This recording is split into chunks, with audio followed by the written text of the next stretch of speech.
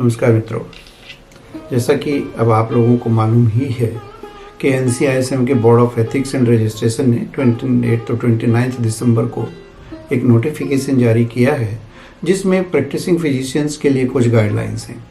तो उसका एक ब्रीफ वीडियो हमने बनाया हुआ है। उसके बाद में चैप्टर वाइज एक्सप्लेनेशन के लिए एक वीडियो आपके सामने हमने रखा है जिसमें रजिस्ट्रेशन की डिटेल्स को और उसके प्रैक्टिकल इम्प्लीमेंटेशन को किस तरीके से हम देख सकते हैं, उस पर एक वीडियो आपके सामने रखा है।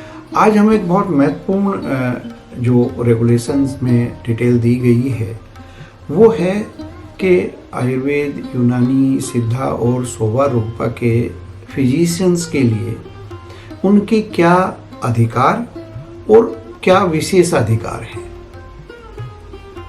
बहुत सारे फिजिशियंस कॉलेज से निकलने के बाद अपनी प्रैक्टिस में मस्त हो जाते हैं, व्यस्त हो जाते हैं और समय समय पर जारी किए जाने वाले बहुत सारे रेगुलेशंस को या नियम कानून को जो स्टेट गवर्नमेंट या अन्य विभाग जारी करता है वो उस तक नहीं पहुंच पाते हैं। इसी तरीके से ये क्या हमारा कर्तव्य है, क्या हमारे विशेष अधिकार हैं, ये सारा गाइडलाइन के रूप में अब हमारे सामने रखा गया है। तो आज हम इस वीडियो में बात करेंगे कि एक आयुष फिजिशियन के क्या अधिकार और विशेष अधिकार हैं। ये बहुत अच्छे से डिफाइन किया है और इसके कुछ जो व्यवहारिक पक्ष है मैं आप लोगों के सामने उसको कोशिश करूँगा कि मैं अच्छे से रख पाऊँ। सबसे पहला विषय है जिस पर बहुत कंट्रोवर्सी है कि क्या हम डॉक्टर को प्रीफिक्स के रूप में लिख सकते हैं अथवा नहीं लिख सकते। आपने बहुत सारे लोगों ने इस पर बहुत बड़ी बड़ी बहस देखी होगी, बहुत सारे आर्टिकल्स भी ऑनलाइन और प्रिंट मीडिया में इस संदर्भ में आए हैं। लेकिन अब board of ethics and registration ने इसको बहुत क्लियर कर दिया है कि हमारे जो ग्रेजुएट्स हैं, हमारे जो फिजिशियंस हैं, वो डॉक्टर, वैद्य या हकीम इस प्रीफिक्स को लीगली यूज कर सकते हैं। They are fully authorised to write the doctor और वैद्य बिफोर देयर नेम।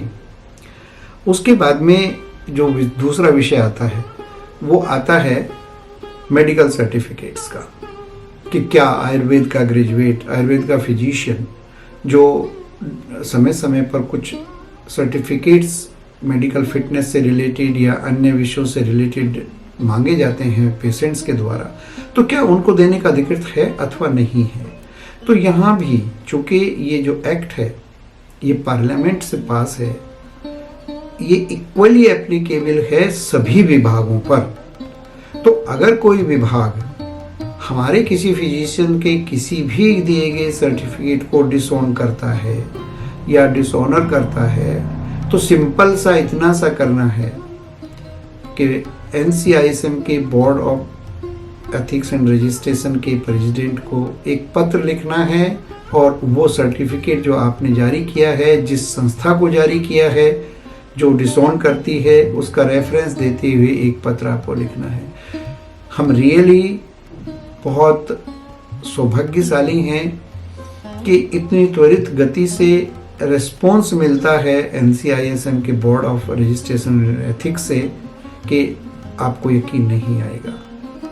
तो क्या सर्टिफिकेट जारी कर सकता है हमारा ग्रेजुएट और क्या नहीं जारी कर सकता, इसमें थोड़ी सी गाइडलाइन आई है। उसमें ये है कि हम अगर किसी रोगी की चिकित्सा कर रहे हैं तो उसका अधिकार है वो हमसे मेडिकल सर्टिफिकेट लेगा, फिटनेस सर्टिफिकेट भी लेगा। इसके अलावा अगर कोई व्यक्ति किसी भी अन्य विभाग में सर्विस के लिए, नौकरी के लिए आवेदन करता है, वहाँ उसको सर्टिफिकेट फिटनेस की ज़रूरत है, आपको देना है, उनको मानना होगा। विकलांगता सर्टिफिकेट कोई लेने आ रहा है उसको देना होगा, या बहुत कॉमन सा जो ड्राइविंग लाइसेंस के लिए फिटनेस सर्टिफिकेट की रिक्वायरमेंट होती है। अब यहाँ ये लीगली अलाउ किया गया है। अब यहाँ दो विषय प्रासंगिकता के तौर पर मुझे आप लोगों के सामने रखने हैं। पहला तो ये कि ये चूंकि पार्लियामेंट से पास किया गया एक्ट है तो सभी पर लागू होता है, लेकिन अलग अलग डिपार्टमेंट ने एक मेडिकल सर्टिफिकेट के मिनिमम योग्यता के लिए भी कुछ गाइडलाइंस जारी की हुई है। अगर वहाँ कहीं ये लिखा है कि not less than the rank of A CMO। तो वहां थोड़ा सा कैची सिचुएशन हो जाती है। हालांकि परस्यू अगर हम करते हैं और करना चाहिए, तो इसी तरीके से जो मेडिकल सर्टिफिकेट दिया जाता है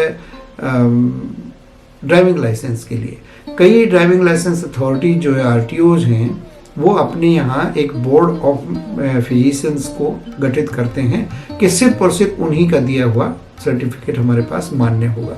तो ये कुछ कन्फ्लिक्ट्स वाले जोन हैं।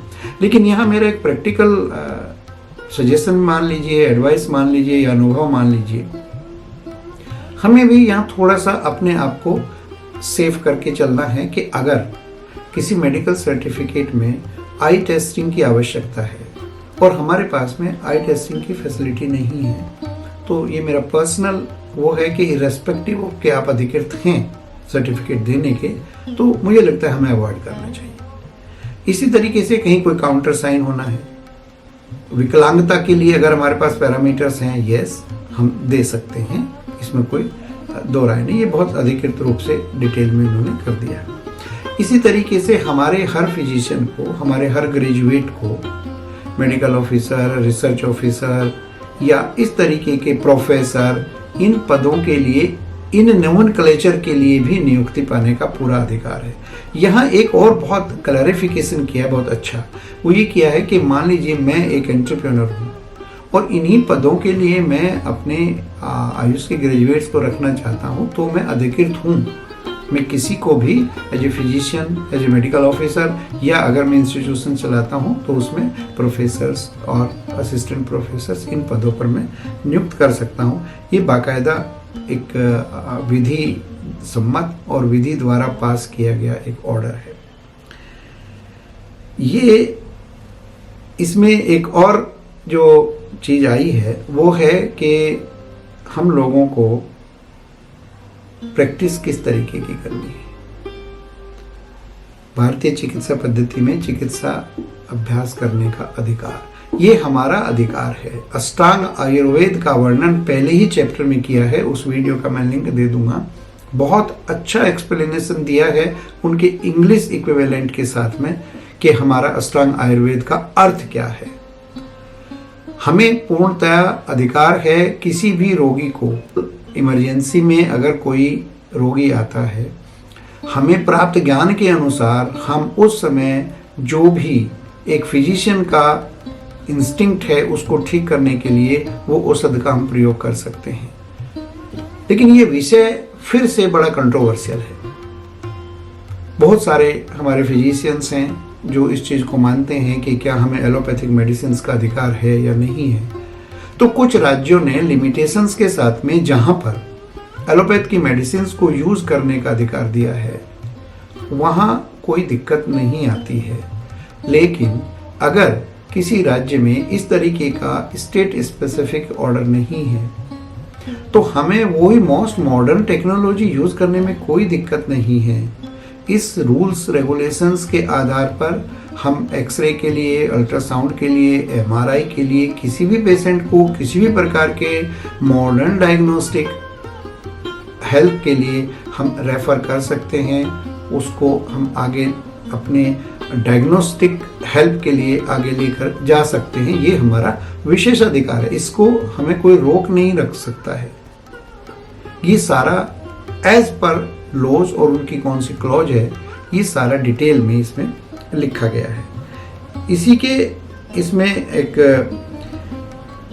चिकित्सक को अधिनियम के अध्याय 6 में मान्यता प्राप्त योग्यता के अनुसार या शिक्षा के न्यूनतम मानक, जो minimum standard of education NCISM ने जारी किए हैं, आवश्यकता शामिल पाठ्यक्रम के अनुसार या जो रूल 18 में वर्णित चिकित्सा प्रतिष्ठान में उपयोग किए जाने वाले ऐसे सभी उपकरणों का प्रयोग करने का विशेष अधिकार आयुष के हर चिकित्सक को है।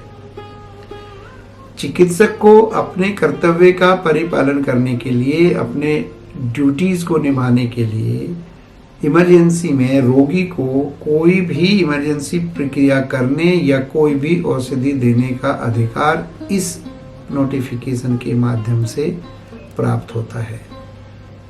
टेलीमेडिसिन का भी अधिकार हमारे फिजिशियंस को है। टेलीमेडिसिन के लिए गाइडलाइंस जो हैं अलग से जारी की गई हैं। हम उसका प्रयोग करके अपने पेशेंट्स को सफलतापूर्वक दूर बैठे भी अपनी चिकित्सा सुविधाएं से उसको लाभ दे सकते हैं। ये जो नियम और उपनियम हैं, ये किसी भी राज्य में आयुष फिजिशियंस के लिए पहले से जारी किए गए नियम और उपनियमों के साथ लागू होंगे, ऐसा इसमें कहा गया है। बहुत ज़्यादा नहीं है लेकिन बहुत कम भी नहीं है। बहुत अच्छे से एक्सप्लेन किया गया है कि क्या हमारे अधिकार हैं और क्या हमारे विशेष अधिकार हैं। हाँ, कुछ ऐसे विषय हैं कि जिसमें हमें एक्सप्लेनेशन की ज़रूरत होगी। उसमें जैसे बहुत सारे विषय आते हैं हमारे पास में। क्या हमारा कोई ग्रेजुएट अल्ट्रासाउंड कर सकता है या एक्सरे रिपोर्ट लिख सकता है? तो मेरा उसमें निजी मत ये है कि अगर उस तरह की कोई हमारे पास में एक्स्ट्रा योग्यता है तो यस, इस अधिनियम और इस रूल रेगुलेशंस के आधार पर हम उस केस को लड़ सकते हैं। लेकिन अगर हमने कहीं उसको विधिवत पढ़ा नहीं है, केवल किसी के पास रहकर या सीख कर, तो वहाँ थोड़ा सा लीगल इश्यू आता है। ऐसा मेरा व्यक्तिगत विचार है। और दूसरा जो कंट्रोवर्शियल हमारा सबसे ज़्यादा है कि मॉडर्न या इंटीग्रेटेड मेडिसिन या इंटीग्रेटेड सिस्टम से अर्थ क्या है। सामान्यतः हम ये मानते हैं इंटीग्रेशन का मतलब हो गया कि हम लोग एलोपैथ की औषधियाँ इस्तेमाल कर सकते हैं। तो मैंने बताया कि इसमें साफ लिखा हुआ है कि इस रेगुलेशंस को स्टेट में जो अलग अलग स्टेट्स में कुछ रेगुलेशंस हैं जो हम पर लागू होते हैं, उन्हीं के साथ इसको कॉम्प्लीमेंट्री मानकर हम आगे चलेंगे। उनके साथ कोई छेड़छाड़ी करने का आवश्यकता नहीं है। तो इतना ही मुझे लगा। इससे संदर्भ में कोई और एक्सप्लेनेशन अगर लगता है कि आना चाहिए तो प्लीज़ आप मुझे बताइए। अगली वीडियो में उसका निराकरण या उसका संशय दूर करने की कोशिश करेंगे। और इस वीडियो को अंत तक देखने के लिए बहुत बहुत आपका धन्यवाद। और अगर आपको लगता है कि हमारे द्वारा दी गई सूचनाएं आप तक पहुंचती हैं और पहुंचती रहें, तो इस चैनल को सब्सक्राइब कीजिए। और मुझे लगता है कि अगर लाइक भी करेंगे तो अच्छा लगेगा। बहुत बहुत धन्यवाद। नमस्कार।